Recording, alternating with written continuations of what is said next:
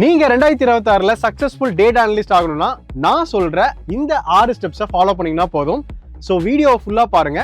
So first step number 1 வந்து பாத்தீங்கன்னா analytical thinking. So 2026ல வெறும் ரிப்போர்ட் கிரியேட்டர் மட்டும் நம்ம இருக்கக்கூடாது, ஒரு பிசினஸ் ப்ராப்ளம் சால்வராகவும் இருக்கணும் ஒரு டேட்டா அனலிஸ்ட். ஸோ இதுக்கு முன்னாடி நாங்கள் already roles and responsibilities of data analyst அப்படின்னு சொல்லிட்டு ஒரு வீடியோ பார்த்துருப்போம். அதோட லிங்க் கீழே டிஸ்கிரிப்ஷன்ல இருக்கு, செக் பண்ணி பாருங்க. ஸோ அதுக்கு மேட்ச் ஆகிற மாதிரி தான் இந்த அனலிட்டிக்கல் திங்கிங். அனலிட்டிக்கல் திங்கிங் வந்து நிறையா சொல்லிட்டே போகலாம். இப்போதைக்கு நான் ஒரு டாப் 3 எடுத்திருக்கேன். ஸோ ஃபர்ஸ்ட் வந்து பார்த்தீங்கன்னா ப்ராப்ளம் டீகம்போசிஷன்.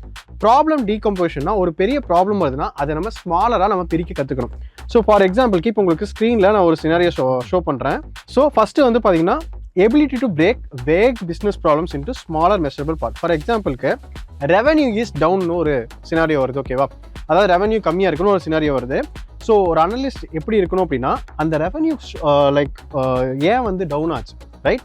டிராஃபிக் டவுன் ஆச்சு, அதாவது நம்ம வெப்சைட்ஸ்க்கு வரக்கூடிய டிராஃபிக் வந்து டவுனாக இருக்கா, இல்லை கன்வர்ஷன் டவுனாக இருக்கா? அதாவது நிறைய பேர் வர வேண்டிய இடத்துல கம்மியாக வந்தாங்கன்னா நமக்கு ரெவன்யூ கம்மியாக இருக்கும், இல்லை கன்வெர்ட் ஆக வேண்டிய இடத்துல நம்பர்ஸ் கம்மியாக கன்வெர்ட் ஆச்சுன்னா ரெவன்யூ கம்மியாக இருக்கும், இல்லை ஆவரேஜ் ஆர்டர் வேல்யூ வந்து நமக்கு கம்மியாக இருக்கா, மேபி நிறைய டிஸ்கவுண்ட் கொடுத்துருக்கலாம், அதனால நமக்கு ரெவன்யூ கம்மியாச்சா?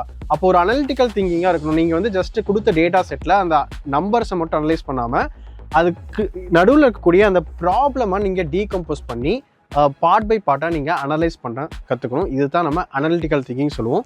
இதுக்கு ரொம்ப முக்கியமாக தேவைப்படக்கூடிய ஒரு விஷயம் என்னென்னு பார்த்தீங்கன்னா டொமைன் நாலேஜ். அப்போ நம்ம என்ன ப்ராஜெக்டில் ஒர்க் பண்ணுறோமோ அந்த டொமைனை பற்றின ஐடியா நமக்கு இருக்குது. இப்போ நான் சொன்ன மாதிரி ஒரு இ-காமர்ஸ் வெப்சைட் இருக்குன்னா அதுலேருந்து நமக்கு ரெவன்யூ டவுன் ஆகுதுன்னு ஒரு ப்ராப்ளம் இருக்குது. அப்போது நம்ம அனலைஸ் பண்ணணும் டேட்டாவை. அப்போ அனலைஸ் பண்ணும்போது நம்ம என்ன தாட் ப்ராசஸில் நம்ம அதை அனலைஸ் பண்ணணும். ஸோ அப்போ எனக்கு கன்வர்ஷன் வந்து கம்மியாக இருக்கா, அதனால ரெவன்யூ கம்மியாக இருக்கா, எனக்கு வெப்சைட்ஸ்க்கு நிறைய விசிட்டர்ஸ் வராமல் போயிட்டாங்களா, இல்லை வந்து நான் வேல்யூஸ் வந்து ஏதாவது ஒரு ப்ராடக்ட் வேல்யூ வந்து நிறைய ஆஃபர் கொடுத்து அதனால எனக்கு ரெவன்யூ கம்மியாக இருக்கான்னு சொல்லிட்டு இந்த மாதிரி நம்ம திங்க் பண்ண கற்றுக்கணும். Next follow up questions. அதாவது இப்போ ஒரு கொஷின் நம்ம கேட்குறாங்க அப்படின்னா ரெவன்யூ கம்மியாயிடுச்சு, ஓகே ஃபாலோ அப் கொஷின் எந்த ரீஜனில் கம்மியாயிடுச்சு, எந்த ப்ராடக்ட்டுக்கு ஸ்பெசிஃபிக்காக கம்மியாக இருக்குன்னு சொல்லிட்டு நம்ம ஃபாலோ அப் கொஷின்ஸை கரெக்டாக கேட்கணும். ஸோ அதுக்கான ஒரு சினாரியோ நான் உங்களுக்கு இங்கே கொடுக்குறேன். So like compared to which time period is this expected seasonal behaviour, இந்த சீசனுக்கு இப்படி தான் இருக்குமா, okay what decision will be taken based on this analysis. இந்த மாதிரி வந்து ஃபாலோ அப் கொஷின்ஸை நம்ம கேட்க பழகிக்கணும். ஸோ இது செகண்ட் திங். நெக்ஸ்ட் வந்து பார்த்தீங்கன்னா ஹைபோதசிஸ் ட்ரிவன் திங்கிங். ஹைபோதசிஸ்னா என்னன்னா sales drop because price increased. Hypothesis அப்படின்னா என்னன்னா இதனால இது இருக்குமா, லைக் ஒரு சீசன்னால இந்த சேல்ஸ் வந்து ட்ராப் ஆயிருக்கா, இல்லை பர்டிகுலர் ப்ராடக்ட் காம்படிட்டர்னால இது ட்ராப் ஆயிருக்கா அப்படின்னு சொல்லிட்டு அந்த அனலிஸ்ட் என்ன பண்ணணும் அப்படின்னா என்னெல்லாம் பாசிபிள் வேஸ் இருக்கோ அதோட கம்பேர் பண்ணி இதனால இருக்குமான்னு சொல்லிட்டு அந்த ஹைபோதசிஸ் பேஸ்டில் திங்க் பண்ணுறத வந்து பார்த்தீங்க அப்படின்னா hypothesis driven decision making. Okay, so இதெல்லாம் வந்து சில அனலிட்டிக்கல் திங்கிங். இந்த அனலிட்டிக்கல் திங்கிங் ஒரு பெரிய கான்செப்ட். அதை பற்றின தனி வீடியோ என்ன பார்ட் 2 கமெண்ட் பண்ணுங்கள், அதை பற்றி டீட்டெயிலாக நாங்கள் தனி வீடியோவே போடுறோம். Okay, next step number 2 technical skills. So நம்ம ஒரு டேட்டா அனலிஸ்ட் ஆகணும் அப்படின்னா அந்த டெக்னிக்கல் ஸ்கில்ஸ் இல்லாமல், அதாவது டேட்டாவை ஹேண்டில் பண்ண தெரிஞ்ச டேட்டா ஸ்கில்டு ப்ரொஃபஷன்ஸ் தான் வேணும் இல்லையா? அப்போ அந்த டேட்டாவை ஹேண்டில் பண்ணுறதுக்குன்னு சில டூல்ஸ் இருக்குது. ஸோ அதில் தான் நம்ம மாஸ்டர் பண்ண வேண்டிய சில டூல்ஸ் என்னென்னு பார்த்தீங்கன்னா Excel, power BI, MySQL and Python. So இது எல்லாமே வந்து நீங்கள் பேசிக் லெவல்லேருந்து நல்லா ஒரு இன்டர்மீடியட் லெவல் வரைக்கும் நீங்கள் லேர்ன் பண்ணிவிட்டு நிறைய ப்ராஜெக்ட்ஸ் பண்ண அந்த எக்ஸ்பர்டைஸ் லெவல் வந்து நீங்கள் ரீச் பண்ணிடலாம். ஸோ எக்ஸலில் வந்து பார்த்தீங்கன்னா இப்போ நீங்கள் ஏஐ இன்டெகிரேட் பண்ணி எக்ஸல் ஃபார்முலாஸ் எழுதுறது, இல்லை டேட்டாவை அனலைஸ் பண்ணுறதுக்கு நீங்கள் ஏஐ யூஸ் பண்ணுறது, ஓகே. அண்ட் பவர் பிஐயில் டாக்ஸ் கொரீஸ்னு ஒன்று இருக்குது. ஸோ அந்த டாக்ஸ் கொரீஸ் மெஷர்ஸ் இதெல்லாம் கிரியேட் பண்ணுறதுக்கு நீங்கள் ஏஐ யூஸ் பண்ணலாம். நெக்ஸ்ட்டு வந்து எஸ்கியூஎல் யூஸ் பண்ணி நீங்கள் லைக் எஸ்கியூஎல் கொரீஸ் எழுதுறதுக்கு நீங்கள் ஏஐ யூஸ் பண்ணுறது. அண்ட் பைத்தன்லேயுமே வந்து பார்த்தீங்கன்னா குயிக்கராக நீங்கள் ஏஐ யூஸ் பண்ணி கோடு ஜென்ரேட் பண்ணுறதுக்காகட்டும், இல்லை ஒரு டேட்டா வந்து வருது அப்படின்னா அதை அனலைஸ் பண்ணுறதுக்காகட்டும், எல்லாத்துலேயுமே நீங்கள் ஏஐ இன்டகிரேட்டட் கான்செப்ட்ஸை நீங்கள் யூஸ் பண்ண கற்றுக்கணும். ஸோ இதை 2026ல் இது ரொம்ப ரொம்ப இம்பார்ட்டன்ட். நீங்கள் பண்ணக்கூடிய எந்த டூல்லையுமே ஏஐ இன்டகிரேட் பண்ணி லேர்ன் பண்ணுங்கள், அதை யூஸ் பண்ண கற்றுக்கணும். ஸோ ஸ்டெப் நம்பர் 2ல் டெக்னிக்கல் ஸ்கில்ஸ். இந்த டெக்னிக்கல் ஸ்கில்ஸ் தான் ரொம்பவே இம்பார்ட்டன்ட். ஸோ ஒன்ஸ் அந்த அனலிட்டிக்கல் திங்கிங் எப்போ வரும் அப்படின்னா நீங்கள் நிறைய கேஸ் ஸ்டடீஸை வந்து லேர்ன் பண்ணலாம். லைக் நீங்கள் ஒரு நெட்ஃப்ளிக்ஸ் அனாலிசிஸ் எடுத்து பார்க்கலாம், இல்லை நம்மளோட இந்தியன் மார்க்கெட்டில் இருக்கக்கூடிய பிஸ்னஸ் எல்லாமே எடுத்துக்கலாம்.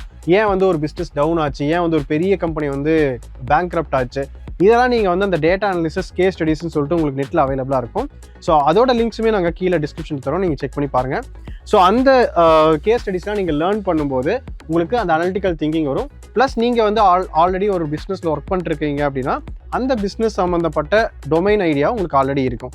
ஸோ அனலிட்டிக்கல் திங்கிங்கோட நமக்கு டெக்னிக்கல் ஸ்கில்ஸ் கம்பைன் ஆகும்போது தான் நீங்கள் ஒரு டேட்டா அனலிஸ்ட்டை ஒரு கம்ப்ளீட்டாக உங்களால் டேட்டா அனலிஸ்ட்டாக ஆக முடியும். Step number 3, story telling. அதாவது இப்போ டேட்டா வருது அப்படின்னா அந்த டேட்டாவை அனலைஸ் பண்ணுறோம். நம்ம வந்து எக்ஸல் யூஸ் பண்ணலாம், நம்ம என்ன டூல்ஸ் வேணால் யூஸ் பண்ணிக்கலாம். ஸ்டாக் ஹோல்டருக்கு அது பிரச்சனை இல்லை. ஸ்டாக் ஹோல்டர் அப்படிங்கிறவங்க யாருன்னா இந்த பிஸ்னஸில் டெசிஷன் எடுக்கக்கூடிய பர்சன்ஸ், ஓகேவா? ஸோ அவங்க இன்வெஸ்டர்ஸாக இருக்கலாம், இல்லை வந்து அந்த கம்பெனியோடைய சிடிஓ, சிஇஓ, இந்த மாதிரி ஃபவுண்டர்ஸாக இருக்கலாம்.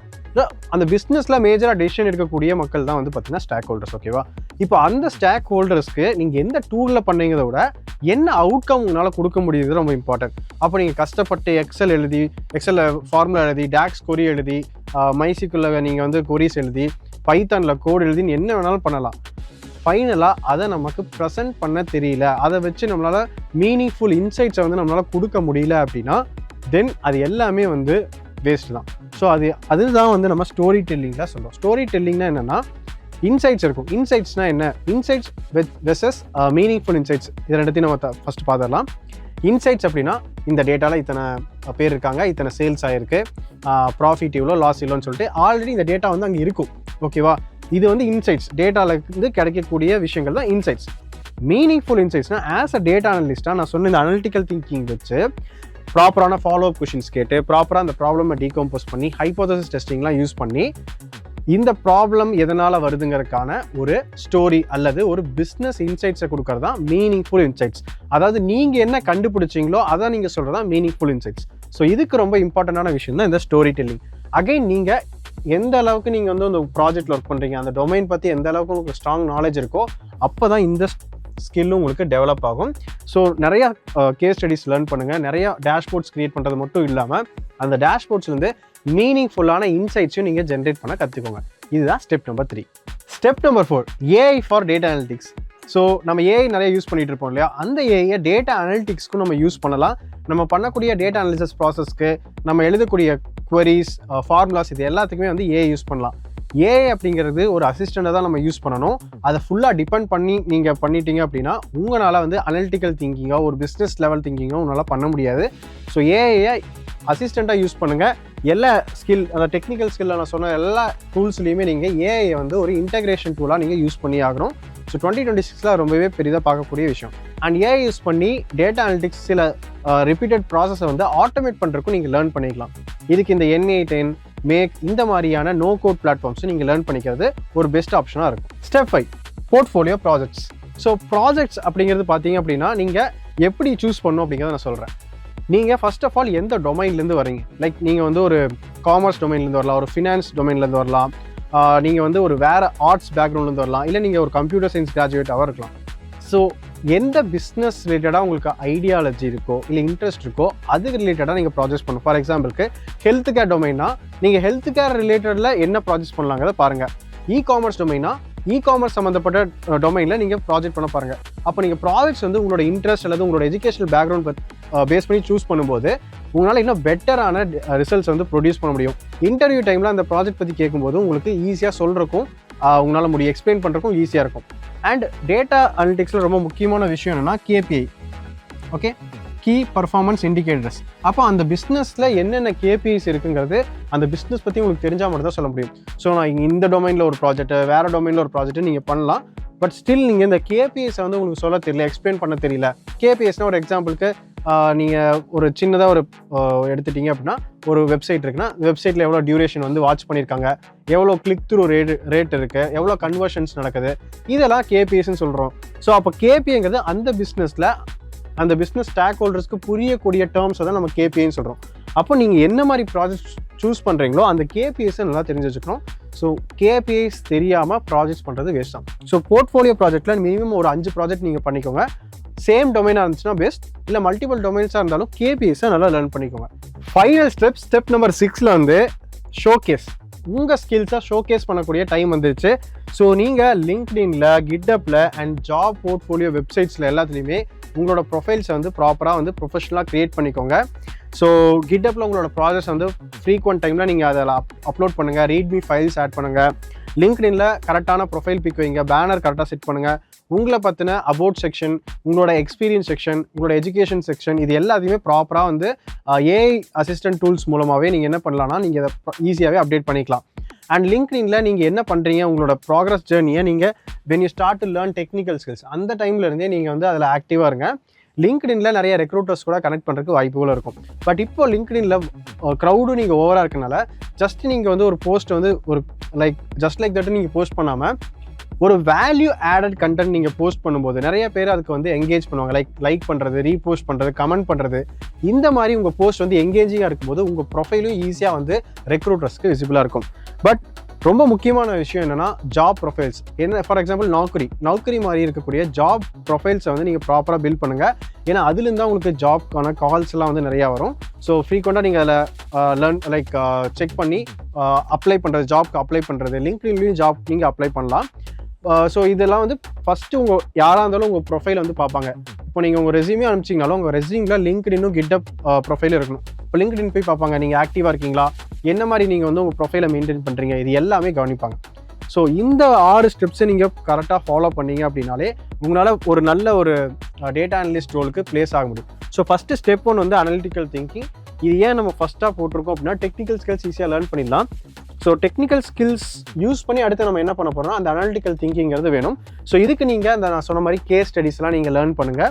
And next technical skills Excel, power BI, MySQL, Python நல்லா எக்யூப் பண்ணிக்கோங்க.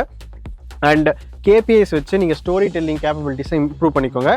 நீங்கள் யூஸ் பண்ணக்கூடிய எல்லா ஸ்டேஜஸ், எல்லா ஃபேஸஸ்லையுமே ஏஐ வந்து இன்டெகிரேட் பண்ணுறதுக்கு பாருங்கள். நெக்ஸ்ட் வந்து போர்ட்ஃபோலியோ ப்ராஜெக்ட்ஸ் நான் சொன்ன மாதிரி டொமைன் சூஸ் பண்ணி அந்த டொமைனில் ப்ராஜெக்ட் பண்ணுங்கள். அதுக்கப்புறம் நீங்கள் ஃப்ரீக்வெண்ட் டைமில் நீங்கள் பண்ணக்கூடிய ப்ராஜெக்ட்ஸ்லாம் வந்து ஷோகேஸ் பண்ணுறதுக்கு லிங்க்டின், கிட்டப் அண்ட் உங்களுடைய ஜாப் ப்ரொஃபைல் போர்ட்ஃபோலியோ பேஜஸ்லாம் இருக்கு இல்லையா, இதெல்லாம் நீங்கள் ப்ராப்பராக வந்து மெயின்டைன் பண்ணிட்டீங்கனாலே you will become a successful data analyst in 2026. So இதை பற்றின டவுட்ஸ் ஏதாவது இருக்குது அப்படின்னா கமெண்ட்டில் சொல்லுங்கள். வீடியோ யூஸ்ஃபுல்லாக இருந்தால் லைக் பண்ணிவிட்டு உங்கள் ஃப்ரெண்ட்ஸ்க்கும் ஷேர் பண்ணுங்கள். மறக்காமல் நம்ம சேனலை சப்ஸ்கிரைப் பண்ணிக்கோங்க. நான் உங்களை அடுத்த வீடியோவில் பார்க்குறேன்.